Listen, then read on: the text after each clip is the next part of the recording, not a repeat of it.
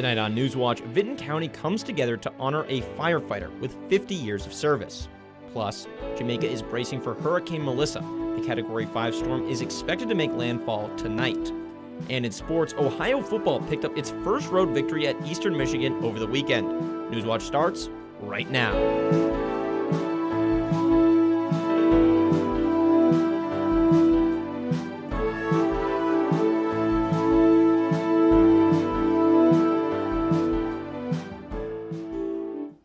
Good evening, I'm Charlie Ehlenfeld. Welcome to Newswatch. It has been dry over the past couple weeks, but are we going to see a break? Let's turn it over to forecaster Lexi Bell-Pulsey.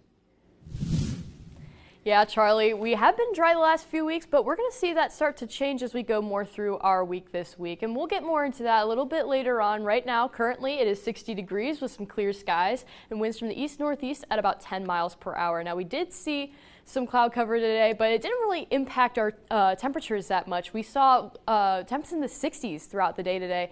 Like Athens today, we saw 63, Zanesville in the 60s, Parkersburg in the 60s, a lot better than what we saw last week when we were starting to cool down more into the 50s. But unfortunately, the 60s are not going to stick around, and that is simply just because we're going to start seeing a lot more cloud cover. We're going to have a nice little low pressure system start to make its way into our area as we continue on throughout our week. But today we saw some cloudier skies. That low pressure system here that I was mentioning, it's out to our west right now, but by the middle of our week, it'll start to make its way into our area. These showers down here to our south, now they aren't going to impact us too much as they will still mainly stay to our south, but over the next few days, we're going to see a major change in that. Now, today we did see mostly cloudy skies with a high of 64 and a low of 41. And tonight we can expect that low of 41 with tomorrow's sunrise at 7:51 a.m. Now, we are going to continue to see this trend of cloudier conditions and cloudier weather as we continue throughout our week. But like I said earlier, with the low pressure system and the cloudy conditions, we'll get a little bit more into that later on. Thanks, Lexi. The Ironton Fighting Tigers football team is banned from the playoffs and will be placed on probation until 2028 after a recruiting scandal. The Ohio High School Athletic Association released a statement claiming the coaching staff engaged in recruiting violations in 2018, 2019, and 2025. The decision was made after an investigation into Ironton regarding student athletes that are in violation of transfer and recruiting rules. The Fighting Tigers finished their season Friday night with a 55-13 win over the Portsmouth Trojans, but will forfeit the win because of ineligible players that took the field. They will finish their season with an 8-2 record. For 50 years, the people of Wilkesville and Salem Township have been able to rely on Billy Ray Midkiff. Firefighters from all over Southeast Ohio honored a man who has dedicated so much to his community. This Saturday, I got to meet the man and the community behind him. Why did Billy Ray Midkiff keep working as a firefighter for 50 years? I don't know. He started with the Wilkesville Volunteer Fire Department in 1977 when he was in his 40s, and soon became a charter member of the Salem Township Volunteer Fire Department. His fellow firefighters remember how he made sure his team was doing things the right way and giving them space to learn from their mistakes. Chewing my butt for not doing something right.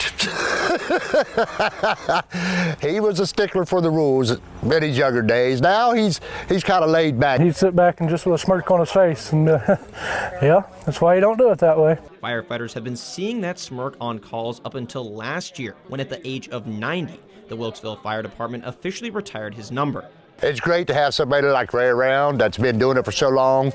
The older generations going by, they have seen it all. And I think it's a privilege to honor Ray for what he's done for everybody. He's an icon in this community, and not only this one, but Wilkesville as well. And he remains a fixture of what makes volunteer fire departments vital to the framework of small communities across Ohio. It's the pillars in the community as the fire departments. I mean, you can't go no further than that. To keep up with the latest stories from around the region, check out the WOUB website at woub.org. Ohio is launching a new statewide campaign to help curb the worsening problem of elder abuse. Estimates show that 1 in 10 Ohioans aged 60 or older suffer abuse, and only 1 in 5 cases is reported. The new program seeks to encourage Ohioans to become more familiar with the types and signs of abuse and report the crimes. Ohio Attorney General Dave Yost is leading the campaign, and at the October meeting of the Attorney General's Elder Abuse Commission, he showed a new video aimed at educating Ohioans about the issue and eliminating the stigma of being a victim. Ohio is giving out $6 million in grants to fund driver training for new drivers under 21. Fairfield County is home to one of the 4 education service centers across the state, set to receive $1.5 million in training scholarships. The scholarships will help 10,000 drivers across Ohio get access to driver's ed programs. The service centers have 5 months to launch their scholarships. Millions of Americans may soon lose access to food stamps if the government shutdown continues. Officials say there are not enough federal dollars left over to pay out full SNAP and WIC benefits to the families who receive them. In Athens, the Athens County Food Pantry is providing free meals on Saturday for those who need it. Jen Sullivan has more on how losing these benefits could affect Americans.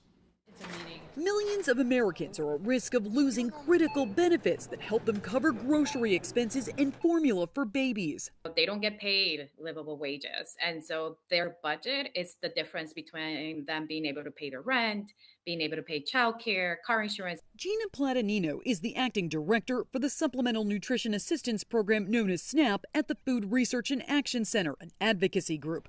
Roughly 42 million people rely on SNAP benefits to help pay for food.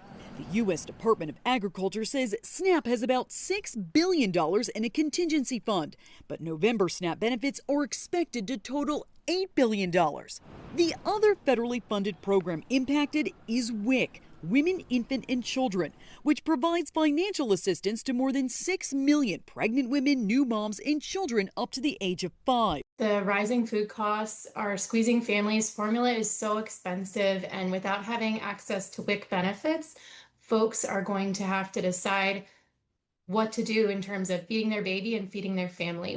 Dr. Colleen Delaney with the nonprofit Vitamin Angel says they work with several WIC facilities. She says families who need help during this uncertain time can turn to local health departments, their pediatrician who may have formula samples they can give out, and food banks.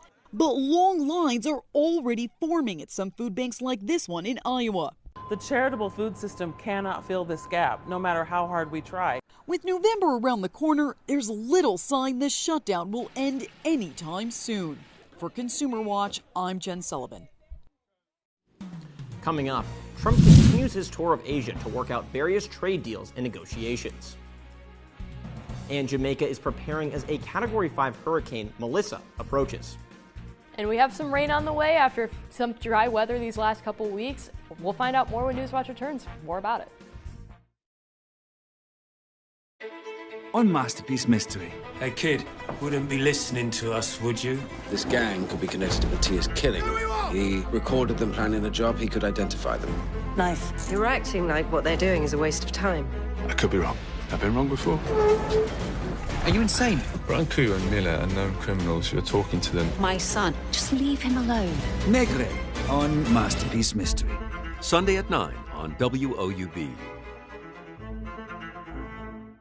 On Masterpiece. You can't be a fugitive forever. I'm just concentrating on the silver lining, love. And why look at that cloud when you can look at all that silver? To prove conspiracy against any of them, we need to know who controls the Swiss account and prove the connections all the way back. Where are you from, Edwin? I'm from fear. And everything I've done has been to free myself from that. You just made a powerful enemy, boys. The Gold on Masterpiece. Sunday at 10 on WOUB. Make way for the Queen. The people love me. This is not a request. Yes, Your Majesty. For more than 70 years, WOUB Public Media has been the place where people in our region turn to learn how stories of the past ignite the imagination of the future. It's where information, entertainment, and education work together to inform, enlighten, and inspire generations. It's the place where the community gathers to hear and see our world in new and innovative ways. WOUB, the public media you trust that's worthy of your support.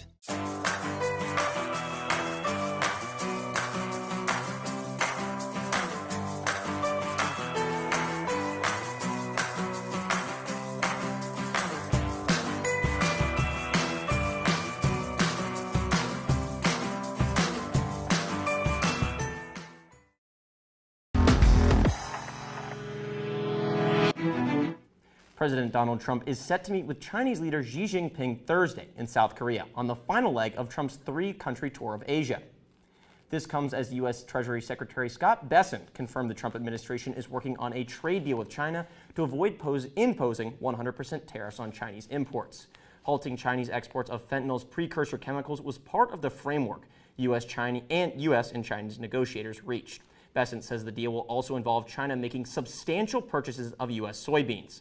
Trump and Xi are also expected to finalize a deal allowing TikTok's U.S. operations to continue.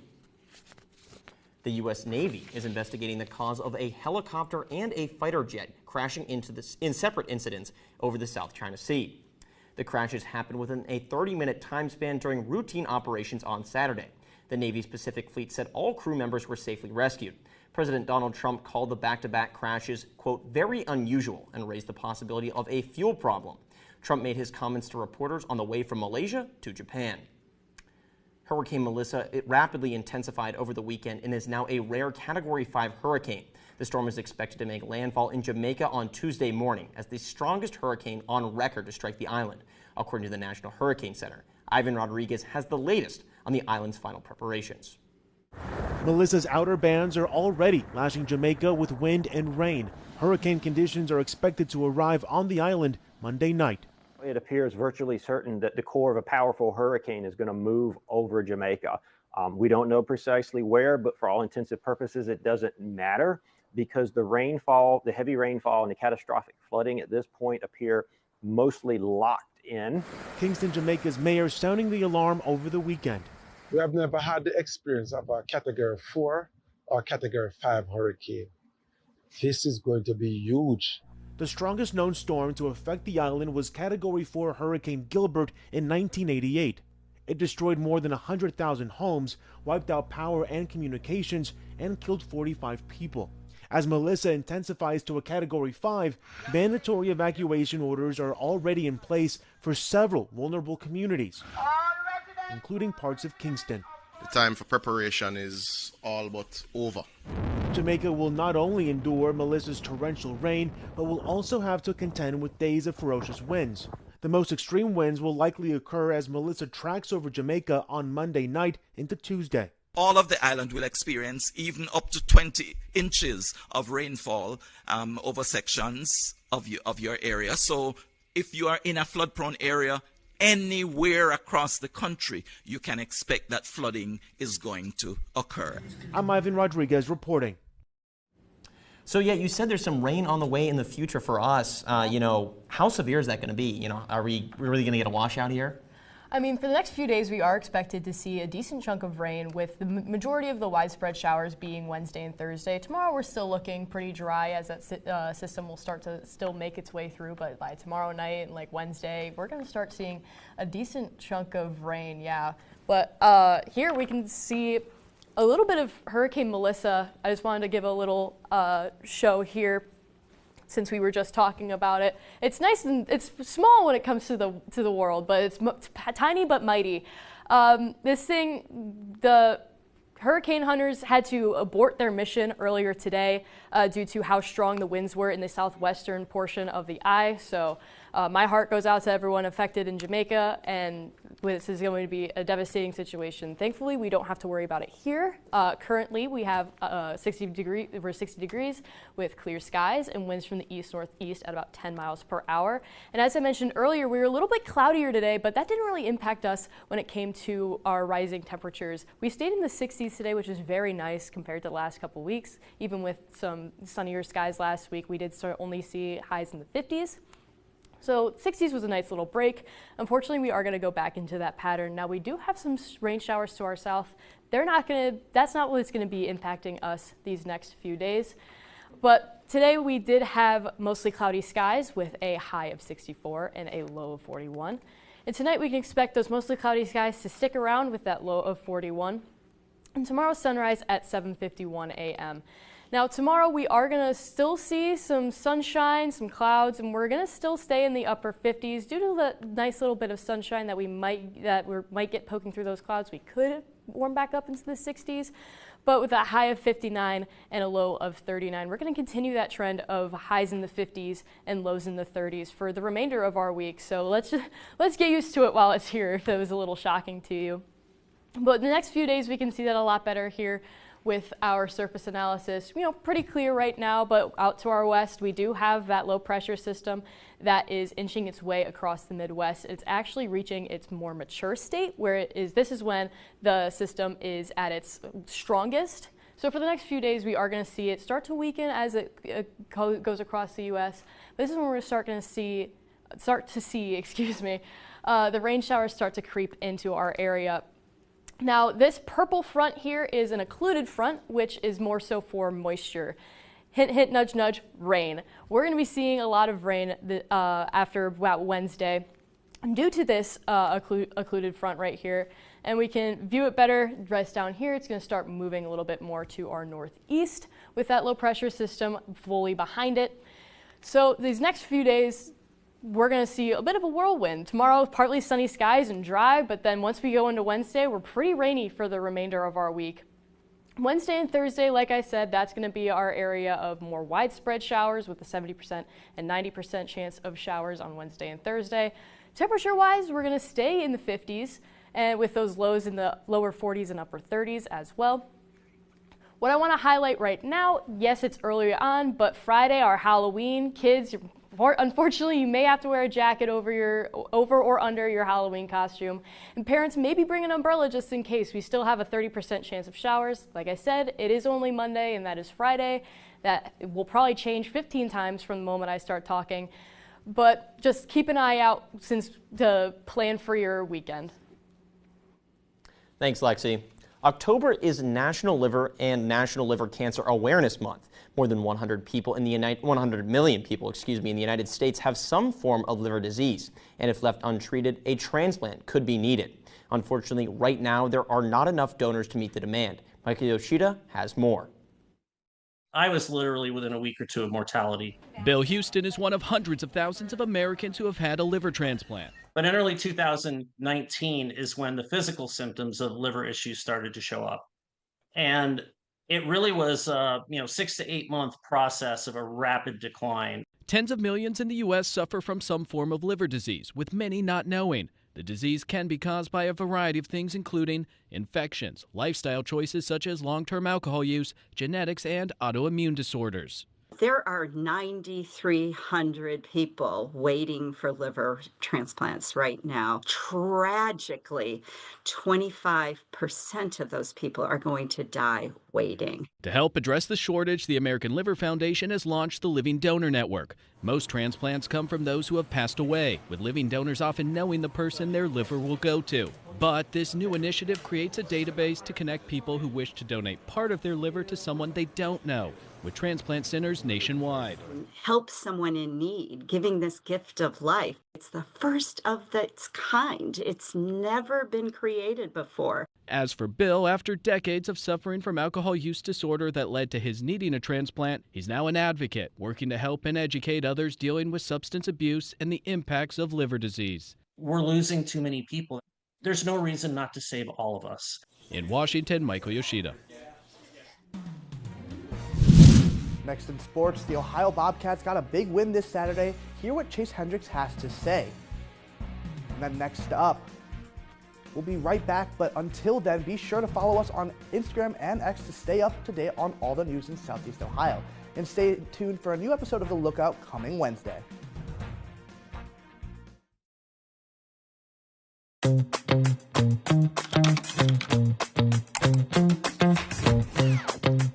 PBS viewers believe that businesses that sponsor PBS on WOUB Public Television have a commitment to quality and excellence.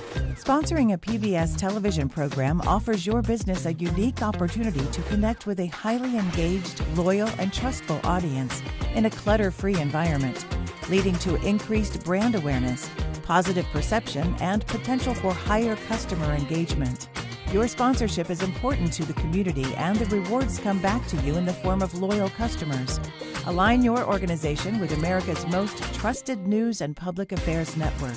WOUB Public Television is worthy of your trust. Contact Corporate Support Director Kathy Malesic at 740-593-4909 or online at woub.org/support.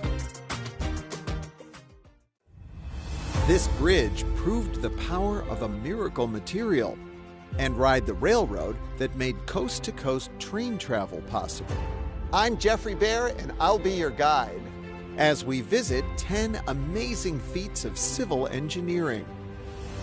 Find out which marvels made the list of 10 modern marvels that changed America. Thursday at 10 on WOUB. Next time on Antiques Roadshow, do these objects give you thrills or chills? I don't think I'd want to meet them in a dark alley. It fascinates me, it drives me crazy, and it kind of scares me too. As a kid, I used to think it was really frightening, and I used to decorate it with balloons and things. My wife will be so relieved. I hope she is. Tune in for our special edition Antiques Roadshow Kooky and Spooky. Tonight at 8 on WOUB.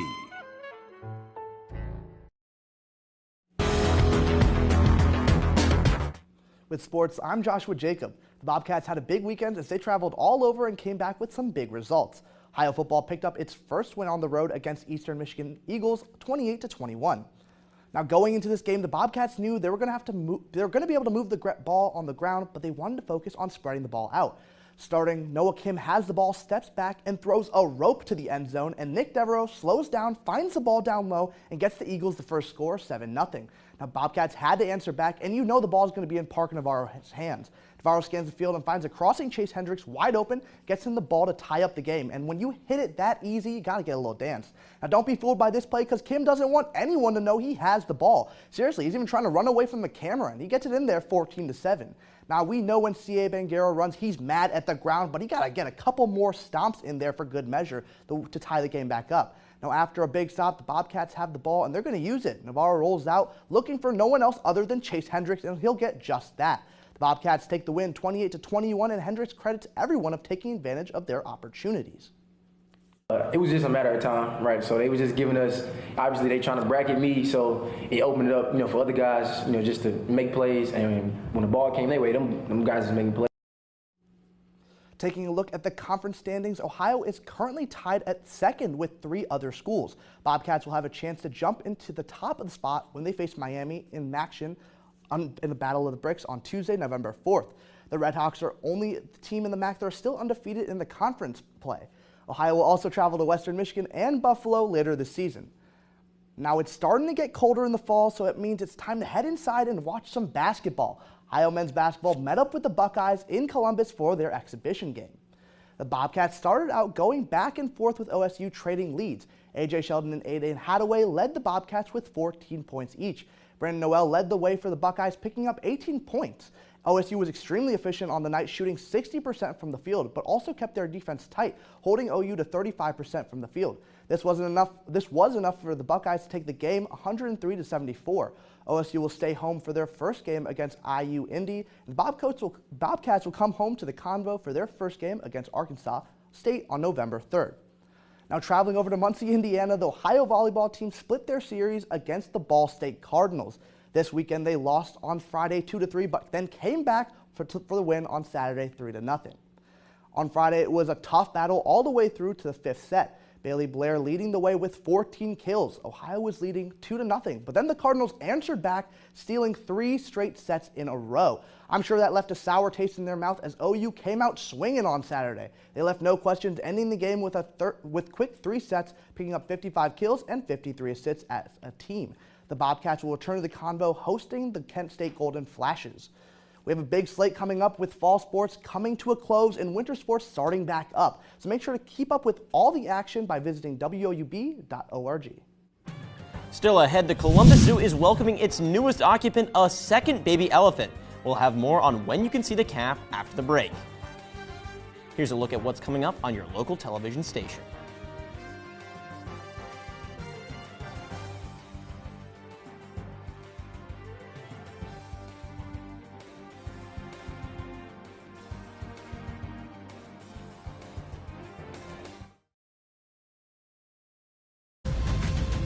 Nothing like the Revolutionary War had been fought.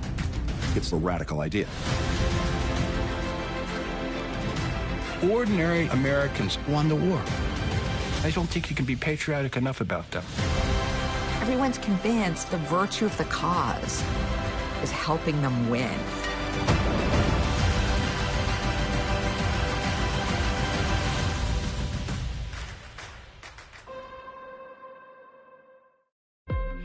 Can you feel the moment The American Revolution changed the world. where the story unfolds? Everybody had the sense of possibility worth fighting for. What took place here still leaves us in awe.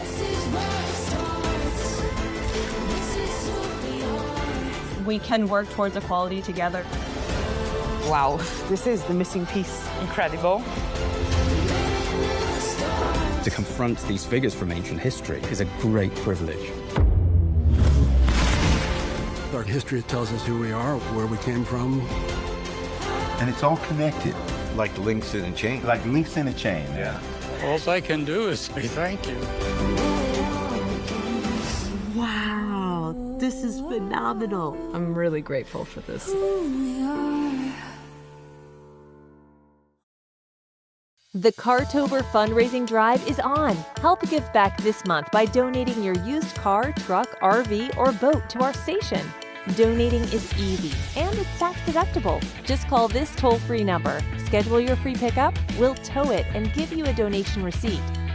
Can't donate a car? Spread the word by telling your friends or family. Learn more by calling this toll-free number or visiting us online.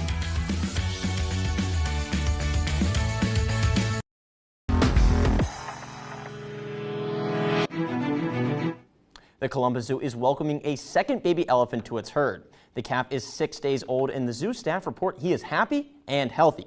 This is the second elephant calf born this year. That's never happened in the zoo's nearly 100-year history. You can meet the baby elephant soon, but for now he's spending time with his mom. The zoo will announce the calf's name and debut date in the coming days. Well, I mean, that's super exciting, but it doesn't sound like the weather's going to be great to go to the zoo this week. No, it's more so aquarium weather after Wednesday especially. Maybe tomorrow, but definitely not for the rest of the week.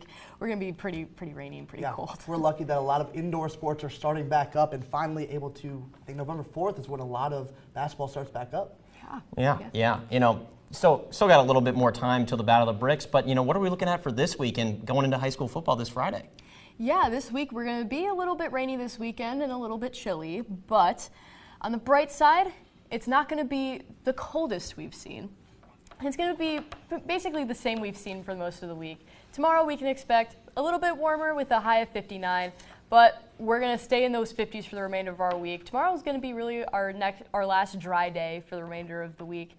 Now, like I said earlier, Wednesday, Thursday, more so widespread showers with that 70% and 90% chance of rain with highs in the 50s, as we've seen for the last couple weeks. But Friday, we're going to start seeing those rain showers start to taper off a little bit. We only have a 30% chance, so it's not like the biggest guarantee, especially for Halloween and trick-or-treating and as well as Friday night football.